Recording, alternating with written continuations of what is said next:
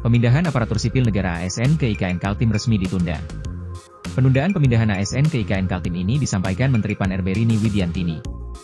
Lalu bagaimana nasib rusun ASN dan gedung-gedung di IKN Kaltim yang sudah terbangun? Pemindahan ASN ke IKN Kaltim ini awalnya dijadwalkan September 2024. Rencana pemindahan ASN ke IKN Kaltim ini tertunda hingga Februari 2025 dan kini menanti arahan lebih lanjut dari Presiden Prabowo Subianto.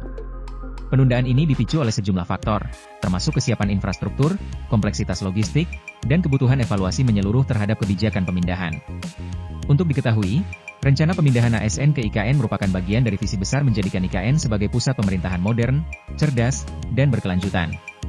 Berdasarkan Peraturan Presiden Perpres Nomor 62 Tahun 2022, IKN di Kabupaten Penajam Pasir Utara PPU dirancang untuk menggantikan Jakarta sebagai ibu kota, dengan target awal pemindahan 11.000 ASN dari 37 kementerian lembaga.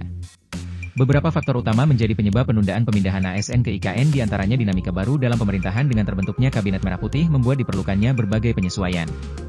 Rini menyampaikan, proses pemindahan kementerian lembaga dan aparatur sipil negara ASN ke IKN merupakan langkah strategis yang membutuhkan perencanaan matang dan penyesuaian yang dinamis. Rini menguraikan, dimulai sejak tahun 2022, Kementerian Pan-RB telah menyusun rekomendasi pemindahan KL ke IKN melalui proses penapisan yang mempertimbangkan fungsi strategis, peran kelembagaan, serta kesiapan infrastruktur pendukung. Memasuki periode Oktober 2024 hingga 2025, terjadi dinamika baru dalam pemerintahan, yakni pembentukan Kabinet Merah Putih. Proses ini membawa kebutuhan akan penyesuaian struktur organisasi KL, penyelarasan penempatan SDM, serta penataan aset kelembagaan sesuai postur kabinet yang baru terbentuk. Pada 2025-2026, akan dilakukan penapisan ulang yang mempertimbangkan strategi pembangunan IKN terbaru, agar proses pemindahan tetap relevan, terarah, dan selaras dengan prioritas nasional. Selain itu, kesiapan infrastruktur juga belum optimal.